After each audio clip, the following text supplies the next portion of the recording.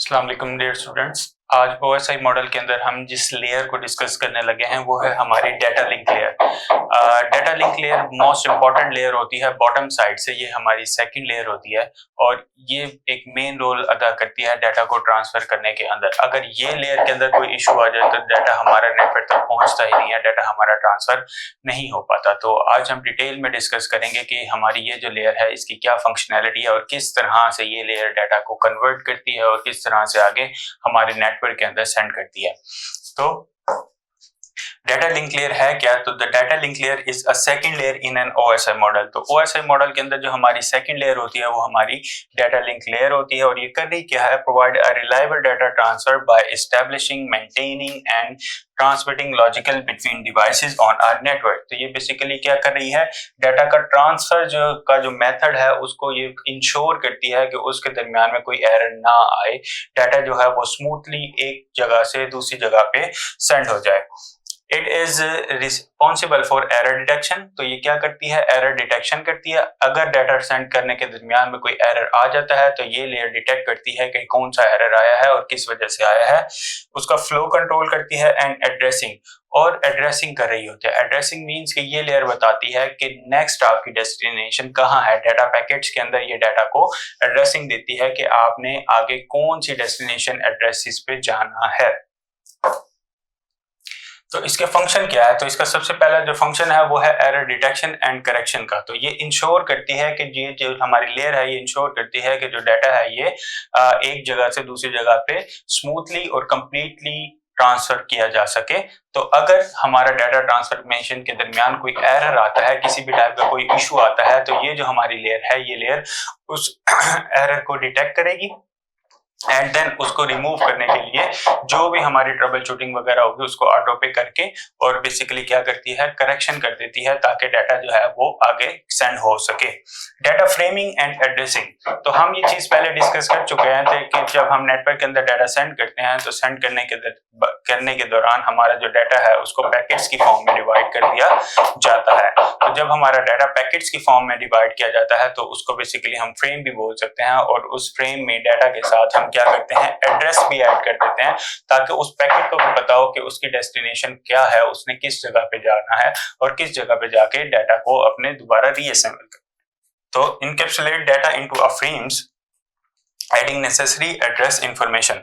तो बेसिकली ये क्या करता है? हमारे पैकेट्स के अंदर जो हमारे फ्रेम पैकेट्स हैं डाटा के उनके अंदर एड्रेस भी ऐड कर देता है ताकि उनको उनकी डेस्टिनेशन का पता हो। फ्लो कंट्रोल कर रहा होता है, regulate data flow to prevent error. तो ये बेसिकली पूरे फ्लो को कंट्रोल करता है, उसको मॉनिटर करता है और उसको मैनेज करता है ताकि किसी भी किस्म का कोई एरर ना आए और अगर कोई एरर आए तो ये उसको ठीक कर सके। And then logical link controls, ये हमारे लिंक कंट्रोल कर रहा होता है। बेसिकली हमारी जो ओएसआई मॉडल की लेयर्स हैं तो ये हमारी जो इस लेयर से जो अपर लेयर है और इस लेयर से जो बॉटम लेयर है इन दोनों के लिंक को भी कंट्रोल कर रहा होता है कि जो इसकी बॉटम लेयर है वहां से इसके पास डाटा आया और इसने उसको अपर वाली लेयर के पास सेंड कर दिया। तो ये इंश्योर करता है कि ये जो पूरा प्रोसेस है ट्रांसफॉर्मेशन का ये स्मूथली किया जा सके। कौन कौन सी डिवाइसेज इस प्रोसेस के अंदर इन्वॉल्व होती हैं? तो इस पूरे प्रोसेस के अंदर इस लेयर के अंदर जो हमारी डिवाइसेज इन्वॉल्व होती हैं वो होती हैं स्विच, ब्रिजेस एंड हमारे पास नेटवर्क इंटरफेस कार्ड होते हैं जिनको एनआईसी भी बोला जाता है। तो बेसिकली स्विचेस क्या होते हैं? Operate at a layer 2। तो ये लेयर 2 के ऊपर ऑपरेट कर रहे होते हैं frame based on a MAC address. और ये बेसिकली क्या कर रहे होते हैं? एड्रेसेस के ऊपर काम कर रहे होते हैं। फ्रेम्स के अंदर एड्रेसेस यानी कि पैकेट्स के अंदर एड्रेसेस इन्वॉल्व होते हैं। उन एड्रेसेस की बेस के ऊपर पता लगता है कि आगे डाटा ने कैसे जाना है। देन आता है हमारे पास bridges, connect network segment filtering traffic based on a MAC address. तो ये बेसिकली क्या करते हैं? कनेक्ट कर रहे होते हैं हमारे नेटवर्क्स के अंदर ताकि डाटा जो है वो फिल्टर होके आगे जाया जा सके। एंड देन आता है हमारे पास एनआईसी नेटवर्क इंटरफेस कार्ड। तो interface that handle layer 2 frame between computer and network. तो ये बेसिकली क्या कर रहे होते हैं? दो लेयर्स का इस्तेमाल कर रहे होते हैं। दो लेयर्स के दरमियान में डाटा की जो हमारे ट्रांसफॉर्मेशन है उसको कंट्रोल करता है एनआईसी। ये किस तरह से बेसिकली हो रहा है? आप इसको सिंपल एक एग्जांपल से के थ्रू समझें कि अगर मैंने अपने एक कंप्यूटर को नेटवर्क के साथ अटैच करना है तो कंप्यूटर को नेटवर्क के साथ अटैच करने के लिए हमें क्या लगाना होगा? एनआईसी नेटवर्क इंटरफेस कार्ड लगाना होगा। तो इस कार्ड के थ्रू बेसिकली क्या होता है? जो कंप्यूटर का डाटा है वो नेटवर्क में सेंड किया जा सकता है ताकि वो आगे फिर किसी और डिवाइसेस को असाइन किया जा सके।